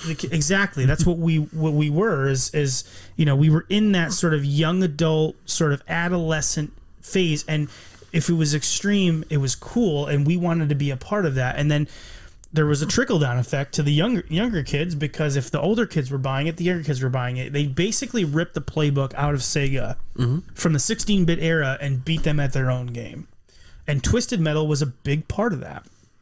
So Twisted Metal was developed by a company called Single Track, published by Sony Computer Entertainment America. It released this...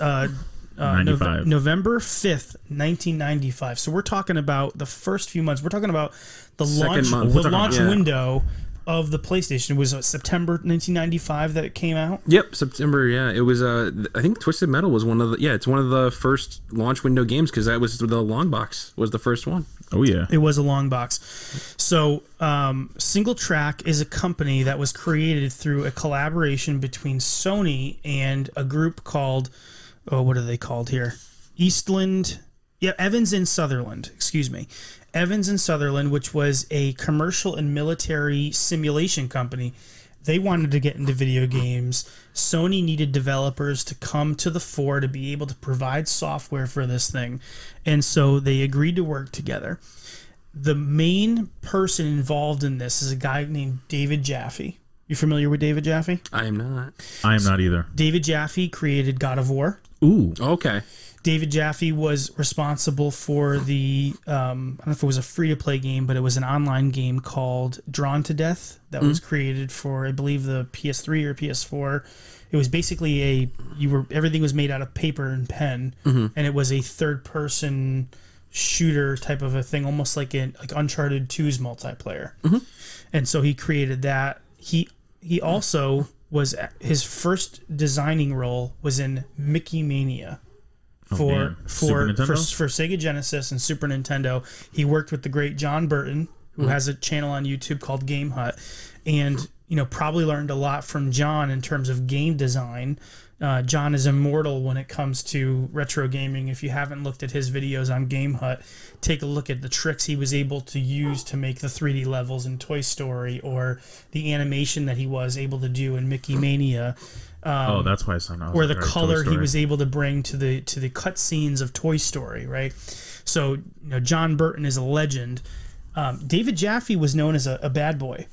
He basically he's the bad boy of game developing. No pocket protector. He's just flying naked. He really was. He grew up in the Southeast, and then he moved out to California because he wanted to create movies, and it wasn't working out. And he got into game design, and at one point he was basically going to get fired from Sony. Sony was like, "You have one more chance. We want you to go out to meet this Evans and Sutherland team, and we want you to work on new projects for the brand new PS1, the PSX that we're calling it, right? That we're going to be coming out with, and they've got a engine that we want you to see, and we want you to work with them." So from that meeting, it was him, this other designer, Mike Guyam, I believe it's pronounced, and then the head of Sony Santa Monica, which is Alan Becker. They went out to this meeting with Evans and Sutherland. They saw the tech that they were using, which was basically a three-dimensional, what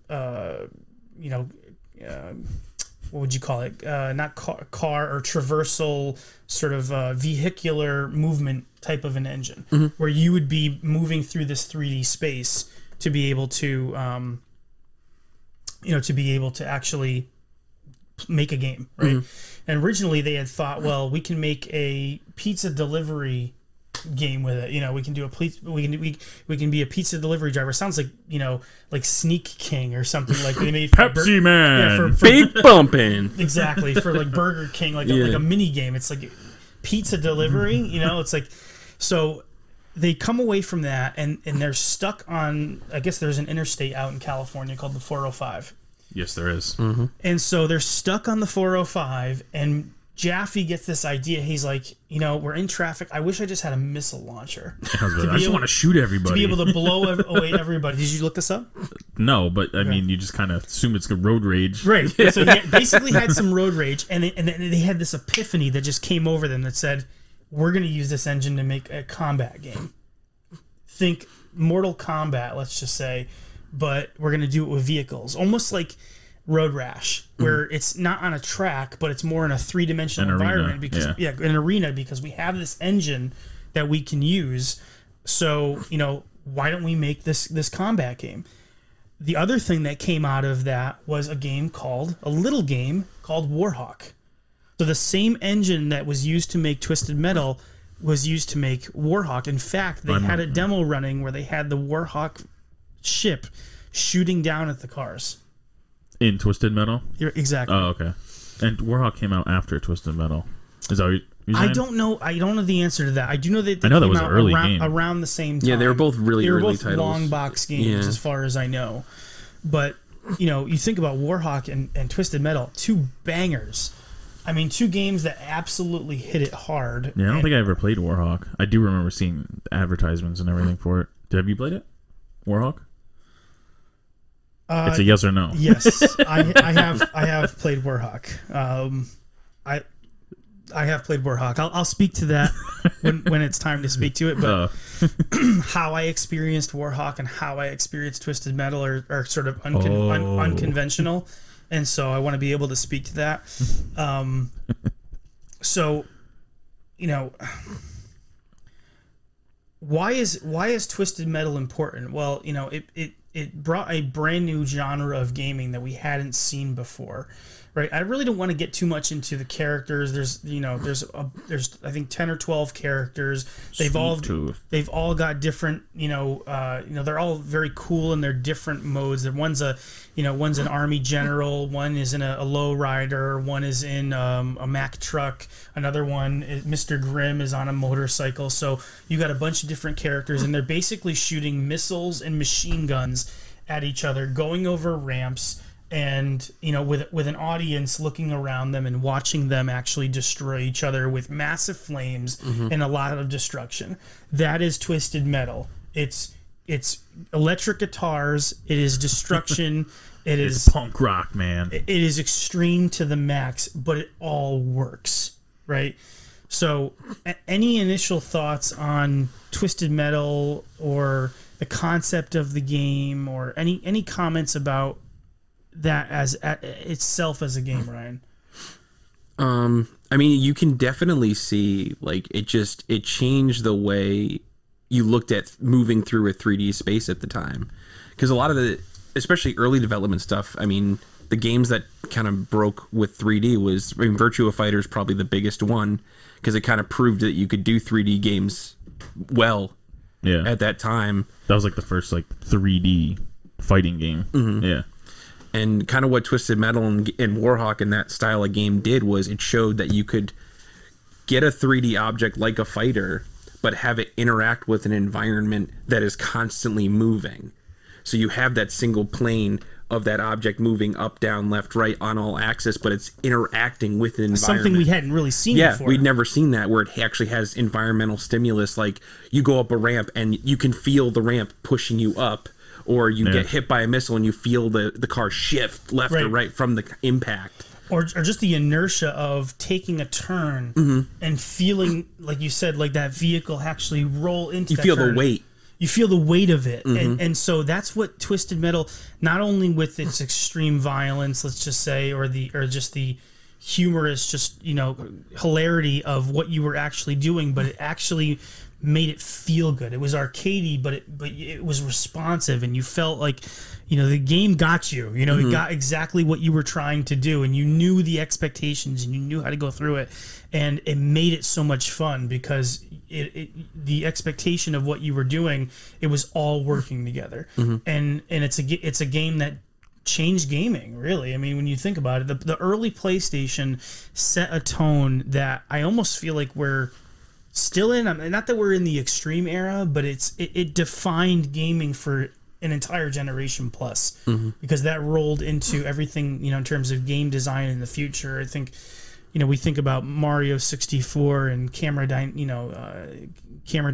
and just, you know, how to create a game, but Sony, you know, did a whole lot with advancing the video game medium forward, and Twisted Metal was a huge part of that, because at the basics of it, it's not really a complicated game. I mean, we're talking about a game that's you're in a car, you're shooting weapons at people. There's some resource management there. There are areas where you can heal up, right? But it's really about, you know, trying to survive and have everybody else die. Yeah, I guess you could. I guess you could say it kind of pulled from like the Mario Kart multiplayer in like Super Nintendo, like battle mode, yeah, because you're in like that battle mode, and it's a great point. You know, you're in that, but it's not like a 3D arena. But I mean, it's kind of, it is 3D. It's like you're in like a square kind of shaped arena, and I mean, it probably did pull some. Maybe they won't admit it, but that's probably where they could have pulled the idea from, the whole battle mode. Yeah, I was just thinking that, like where it could have originated from. Because I remember we mentioned something about Twisted Metal on the last episode, because I had just picked up Twisted Metal 1 and 2, and then I was like, oh yeah, not for now. For some reason, I can't think of the game. There was a game on the Atari Lynx that was kind of like a car combat game. A car combat game. Now, for some reason, I can't think of it. When I was thinking, oh, maybe they pulled that from. But obviously, no one really knew about that game, so that doesn't really count. Carmageddon, I think maybe. No. That was later. I for some reason I can't. No. I was just thinking maybe. No, that came out later. It's on the Atari Lynx. They're handheld. I can't. I want to say it's not Road Blasters. I for some reason I can't think of it. I'll have to look it up later. Yeah. You know, the thing about Twisted Metal that I think was really special is, and when you compare that to, let's say, its contemporaries, right? So what was coming out around the same time? You had Road Rash, but that's a different kind of game because you're all on one course. But the game that I think of that as its contemporary is Destruction Derby. Well, yeah. But the different, and it's a little bit different of a game, but the difference that I see is that it now became important to have more than just the gameplay. You know what I mean? Like, Destruction Derby is a pure gameplay kind of game. You're literally just You're saying ramming yourself into other cars. Yeah, you're saying there has to have like some kind of has a mood to it. There were extra things put into that game to make you feel connected. Like we talked about, the connection to a game or to a character, and it's like Sweet Tooth was so maniacal and insane. Like he could have just been some character, and it's like you look at like Pilot Wings, right? And it's like Pilot Wings, you have like the guy, the girl, and the fat guy. It's like it's like there's not really much to it. Whereas even Mario Kart, you had Donkey Kong Jr. and you had Mario and Luigi, but they were all just on the first one everyone played the same. There wasn't anything different about any of them. No, it wasn't really like a huge deal. Whereas you get into this and like these characters have backgrounds and they've got history. Spectre was a ghost. You know what I mean? Like, Sweet Tooth is an insane clown. You've got Warhawk, who's this crazed army general. Mr. Grimm, which is a freaking, it's literally the Crypt Keeper. Yeah, who's the Marvel character? It's a Ghost Rider. Yep, he's literally Ghost Rider. So it made you wonder about the characters. It made you wonder about the game. About there's more to this universe than just car combat. It adds an atmosphere. Yeah, there was something extra that gripped you more than just the gameplay was great, but it wasn't just the gameplay. It was everything around the gameplay that endeared you to that property. If that makes sense. Yeah, no, totally. So, so I think we can say that Twisted Metal was incredibly important. They did an amazing job with the game. It stands the test of time. It still plays well. The crazy thing that I'll talk about in terms of how I experienced the game, and I'll ask you guys the same thing too. But the way I experienced the game is I got my PlayStation in the fall of 1996 from Funkoland after getting a Champs Sports review of all of the new systems. It was a magazine. Champs Sports had this magazine review of all of the systems, including the 3DO and the Sega Saturn and the PlayStation and PC CD. They even had Super Nintendo and Genesis still in there, and the pros and cons to each system and what the big EA games that were going to be coming out, because it was an EA production. It had something on. Joe Smith was on the front, who was a brand new NBA player, and they had this EA championship game where they had a bunch of. The tournament, you mean? Tournament. Oh, yeah. Where a bunch of players came together. Do you have that? I still have it. Okay, I was like, I know you've showed. I think you've shown. I've shown it. I think I've shown it on the podcast. I still have it. We can check it out later.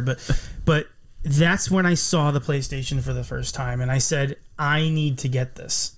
And I remember I was telling my buddy Matt about it, and it broke his heart to think that I would move from Sega to Sony. But it was so compelling what was happening on the PlayStation made you. It forced you to want the system. Wait, did you have a PlayStation before the Saturn? Yes, I did. Oh, you did? Okay. So PlayStation was the first 32-bit system that I had, and when I got the system, for some reason... No, the 32X. Oh, that's true. The 32X. Never count out the 32X. The immortal version of Doom on the 32X, of course, in Virtua Fighter. But you're right. The standalone system, that was a 32-bit system that I got. That was my first one. Was the PlayStation in the fall of 1996, and it didn't come with the box, but it came with this, which was the Interactive CD Sampler Volume 1, which includes playable versions of Warhawk, Trenton, and Twisted Metal. I played the level of Warhawk. It was amazing. I never had enough money to buy Warhawk, but I played that level over and over and over again. And what else did it have? It had the first arena of Twisted Metal. And guess how many characters you could play as? One. Every single one of them. Oh, really?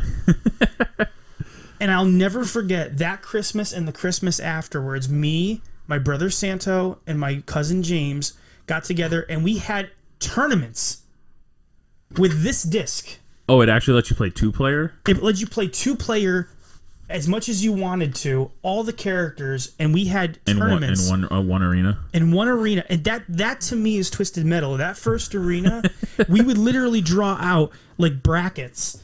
You really drew the arena out? No, bracket. Like a tournament bracket. Like a tournament bracket of like a loser's bracket, and we would. Hey, remember that time we did a bracket? We did. We're not done with that yet. We got to finish that up. That's the that's the retro tournament. We're gonna get back to that. I've been thinking about that. You know what I'm talking about. It's the classic consoles. What's the best console launch of all time? I think we stopped like a year ago. Yeah, we're gonna get back to it. We're gonna get back on it. But we literally made brackets with this disc. This disc works to this day. It had Mortal Kombat 3. It had Loaded on it. It had a full level of Loaded on it. Does this have? Is this the first? Does this have? It doesn't have the game, but Destruction Derby. It has like a video. It has a video of Destruction Derby on it. That's the one I played too. Then. NHL Face Off. It has. Had a level of Mortal Kombat 3. I see Wipeout on the back there. It's got a level of Wipeout on it. I mean, this thing was amazing.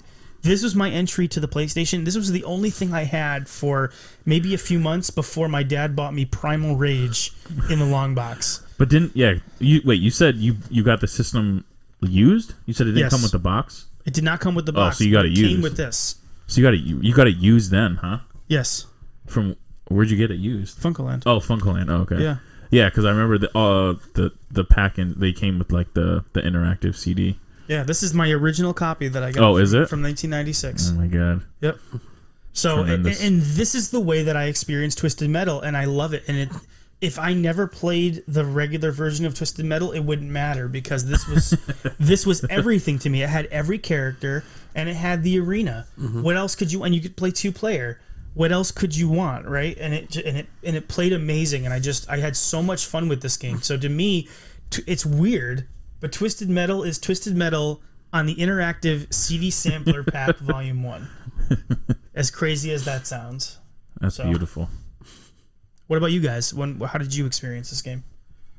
I mentioned it before. So at the time, my aunt was working for Sony, and during that year, I would go to my grandfather's in New Jersey, and this was probably around right when the game came out. So when I would go down there, she would...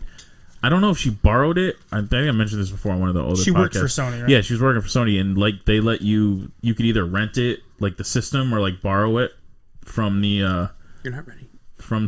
You are not ready. You are not E. So they would either... I don't remember if she rented it or they had like systems you could just borrow. So like I would stay at my grandfather's for like a week or whatever, and she would just bring and it came in like the rental, from like Blockbuster. The hard plastic case. Yeah. So she got it from there, and I think that was Virtual Boy. Oh god, yeah. Mommy, can I rent a Virtual Boy from Blockbuster? It's a No Child Ever. I want to play Galactic Pinball. God, no. Mario Clash. We brought the Virtual. I had the Virtual Boy on a clearance from KB Toys, and I brought it to my cousin James's house, and it was the hit of the holiday. People played Mario Tennis, and they were like, "What is this? This is amazing!" But their value proposition just was not there, and so their value proposition. Unless you're like me and you have astigmatism, and it's just like pain. Oh, please shut it off. Yeah, well, Nomad Steve loves playing it. So, he does, yeah. And microwaving it or heating it up in the oven or whatever he does to... He does a lot of things. Reset the cables. Yeah. Insanity. What? It's because the thermal or paste or whatever on them, you got to keep resetting it. I don't know. It's weird. Definitely. Insanity. Go ahead. So continue. Anyway, yeah, so when I was working for Sony, I was at my grandfather's where she lived, a town over. Picked up a PlayStation for me. Like I said, I don't remember if she rented it or they were just allowing like people that work there to just like take them. And I don't remember if I went to like a video game store there or if I had already known about the game, but this was the first time I played Twisted Metal. We either rented it or she had it. She may have had it because if it was a Sony branded game, so they might have had some like games to like rent. And I think this was the one time where I went to my grandfather's and one of my friends came with me, and I believe my friend Johnny had came with me that time. And down in New Jersey? Yeah. Oh, what? Oh. Yeah, it was like I asked my grandfather, I was like, "Hey, can like my friend come?" Because he was just like me and my. I'm a little pissed I wasn't invited. To be quite honest with you. Yeah, when I didn't know you. Yeah. I still feel I'm a little pissed. That would have been fun. I didn't get that phone call. Yeah, go ahead. Yeah. So so I had I believe this was like, I had him come with me, and my grandfather had like a spare room that you set 2 cots up, and that's where we would like sleep in there with a little 13-inch. So obviously it was a Sony TV since my aunt worked for Sony. Yeah. So yeah, Trinitron, baby. Yeah, that's what it was. Nomad Steve would love that. Mm-hmm. And 13-inch Trinitron, he's probably getting itchy. He's like, I have 5, but I need one more. Aunt? Do you still talk to your aunt? Does she still have it? Sorry, Steve. I love you. Yeah, and They're good though. Yeah, they are. That was the first time I played it, and I'm almost positive he was there with me. So it was like we had 2-player, and we would play that for just the whole night. You know, that was like back. You'd stay up to like 4 a.m. playing, and it would just never, because like you never, like I said, it's like the first time I played Resident Evil 2. Like like you never experienced a game like this before. It's kind of weird. Like if you weren't there, like. We literally saw a genre of a game be like created, unfolded in front now of it's you. just like, oh, that game's it's like this, it's like that, it's like that. Like you couldn't say what Twisted Metal was like. You're like, I don't know, man. It's just it's just like destruction everywhere. That was, we would literally just play it for hours and just like never get bored. And I'm pretty sure we had a memory card too, so we could just we tried, because there's like the 1-player mode. I think I don't. It sucks that we didn't get to like play this recently, but I think you would like progress through the mode and you can unlock characters, whatever. I do remember there was one. I think it was it's New York. Is New York one of the stages? That's there's Twisted Metal 2. It is? Twisted Metal 1 is all in Los Angeles. Okay, there's a parking garage in one of them though, right? And you could, if you got to like the edge of like the parking lot, you could shoot like some building in the distance. Maybe I'm confusing this, but I'm pretty sure you could do that. Mm-hmm. There was like some building you could shoot it and it would like change. It'd be like way in the distance. You had like the rocket launchers you could shoot at it. I don't know. That was just that's almost like one of those things when you try to do fatalities and you just like don't do anything, don't do anything, don't shoot me, don't shoot me. Yeah. You just like you'd be in battle mode. Wait, hold on. Let me try this. Let me try this. Yeah. And it was just like one of those. That stuff. That's like the things you remember that were like fun about it. Like those little Easter eggs that you wanted to pick up. You could like run over people too in that. Like humans? Mm-hmm. That was like, like it was just you just like run, keep like you just like run. It's like GTA, like my first GTA. Yeah, they were just like little pixel, not even like 3D, like not even like 3D characters. No, they're just little, I mean, just random stuff like that. You could never do that before. We went from like 16-bit to like a whole 3D world. Yeah. I mean, that was the first time I had played that. Yeah, Ryan. So my first one was the second one was on the demo disc. It was one of the stages of Twisted Metal 2, and you could also pick all the characters, which is pretty cool.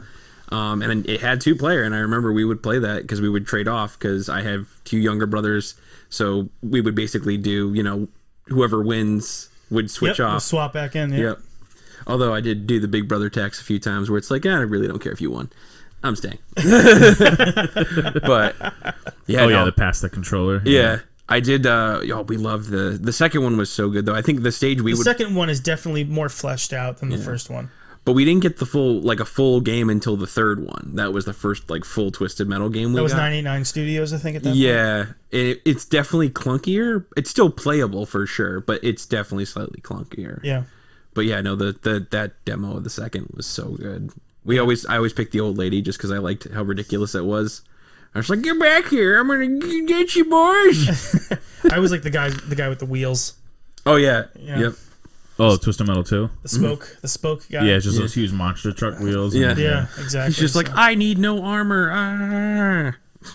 And I think, Twisted Metal is a game that influenced a lot of, games going forward. I mean, you look at, the big one for me that I look at is like Rocket League, and I think Rocket League takes a ton of inspiration from Twisted Metal. Not that you're shooting people, but just in terms of an arena traversal, with some kind of an objective. I think a lot of that comes from Twisted Metal, and what Twisted Metal did. But there's really nothing like Twisted Metal. I mean, they've had trouble with more of the newer games that have come out in terms of gripping people because they haven't found that footing of that community. I mean, well, you mean newer games now you're talking about? Newer Twisted Metal games. Oh, because I was like, obviously the one that came out right after was Vigilante 8.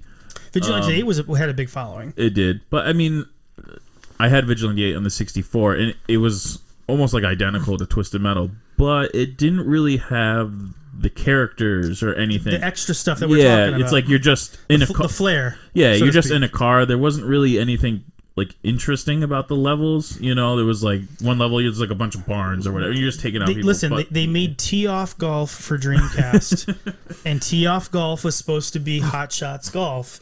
And in every respect it is, except for the fact that it has no personality whatsoever. Right. And so nobody knows what the hell Tee-Off Golf is because of that. Because right? it's golf. Because it's, well... Golf without character is golf. Is golf, exactly. And golf is not fun. Well, video golf. Video golf is great because there's always character to it. Right. Like whether it's, Pebble Beach with, I forget the gentleman's name. Fred Couples?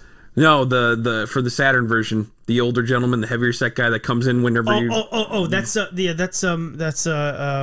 oh shoot, what the heck is his name? That's a par 4. He just comes in and he just looks like the dude from This Old House. Craig Stadler. Yeah, Craig Stadler. It's like if you took Craig Stadler, the guy from This Old House, and threw him on a golf game, and he's just like, finished this shelf earlier. Here, Yeah. so But then hit you that get par. Hot Shots Golf, and you've got the caddy, and he's like, "Ooh, what a fantastic blunder!" Yeah, it's so good. It just adds that little bit of extra fun, so it Yeah. makes the simple mechanic that much more interesting. Talk about a game that originated on the PS1 and revolutionized gaming in terms of golf. I mean, you look at that was Camelot. They now make the Mario Golf games, which are amazing. So we could go on and on.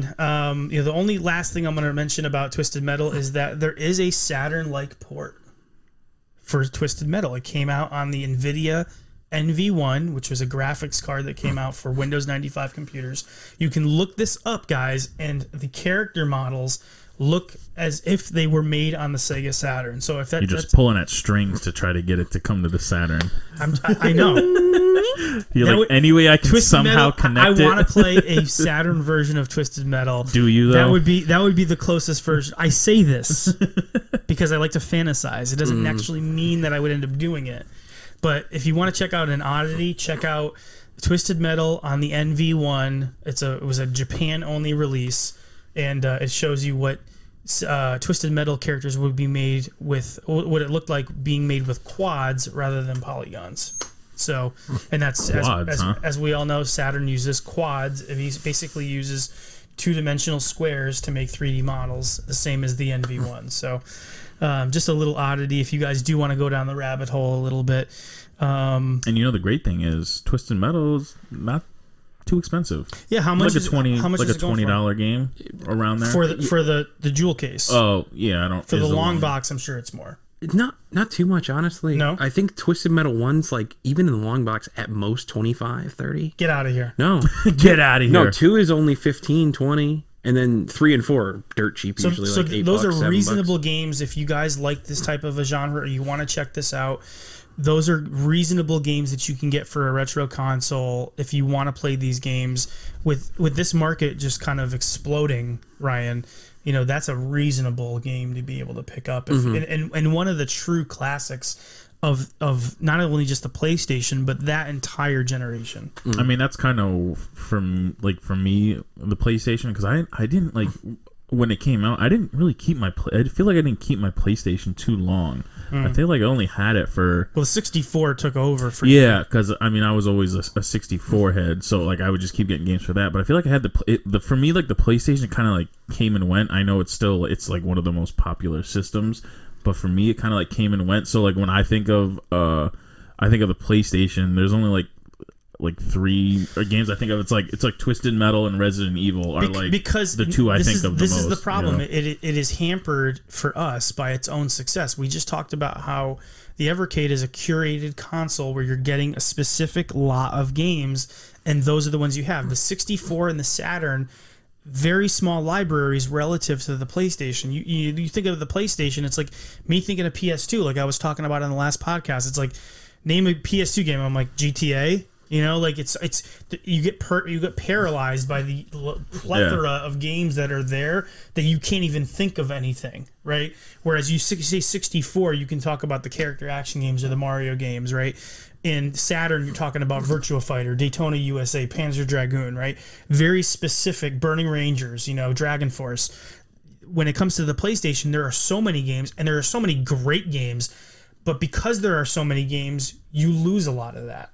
You know, and there's a lot of stuff that gets lost in the shuffle, which is great that we have you, Ryan, because you can kind of pick up the pieces for us on that in terms of what's great on the PS1. It all depends on, like, I mean, obviously because we were around then, but it like if you had friends that all had 64, then you were always playing 64. If you were playing GoldenEye and 1080 snowboarding. Yeah, so but I mean, if you had, you know, there was people that I knew were like they were like strictly PlayStation, but they just didn't happen to live near me, so I wasn't playing PlayStation with them all the time, you know. Right. And there were a lot of the games, some of the games that were, I mean, the wrestling games for us, like back then, were huge. And 64 had the best wrestling games, so we would always play the 64 game. And especially the 4-player, just having, nobody had a multi-tap back then. I never saw one.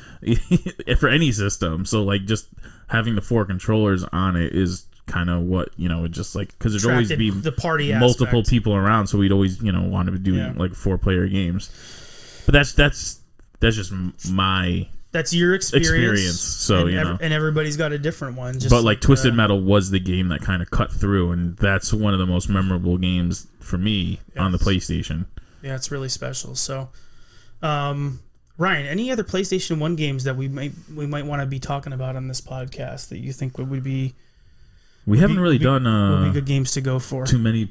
For what we did, Resident Evil. We did Resident Evil, and I think that's it for the PlayStation. And Road Rash, the more modern Road Rash. But we only focused on the Genesis. We just mentioned like the PlayStation version. I mean, the PlayStation version is basically just a more 3DO. Yeah, 3DO-esque, but refined version of Road Rash 3, but with the CD soundtrack. It's not too much of a different game. Right. I mean, for PlayStation, I mean, there's a few franchises that are pretty big. I would say Metal Gear Solid is probably one. Crash Bandicoot, Ridge Racer's massive. Yeah, I used to. We could definitely do a Ridge Racer episode. That would probably be a good one. So, yeah. Well, it's been a lot of fun. Thank you, Ryan, for being here. We appreciate you. Hopefully, you'll come back for another episode if we do another PS1 game or otherwise. Anytime. Yeah, we would love to have your input.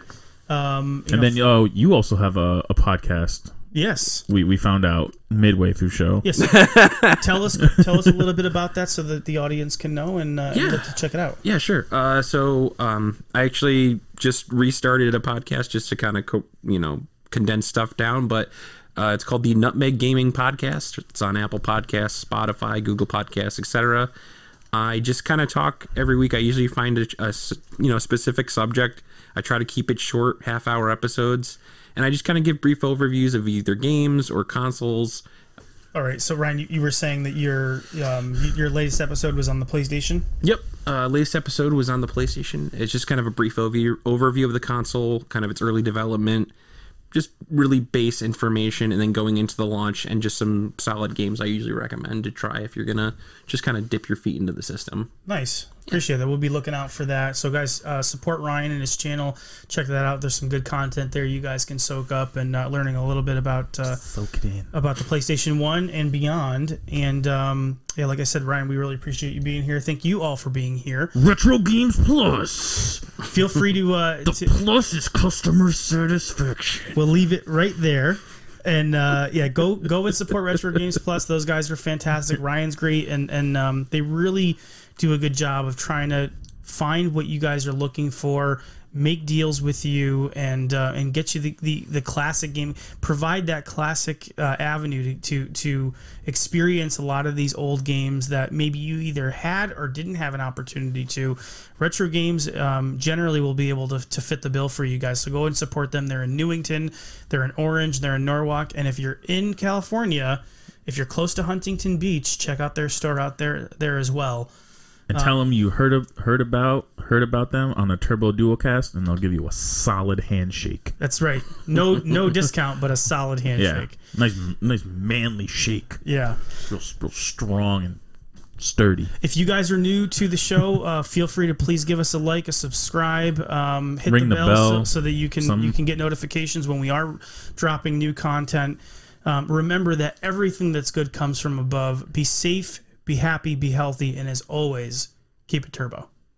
And be horny.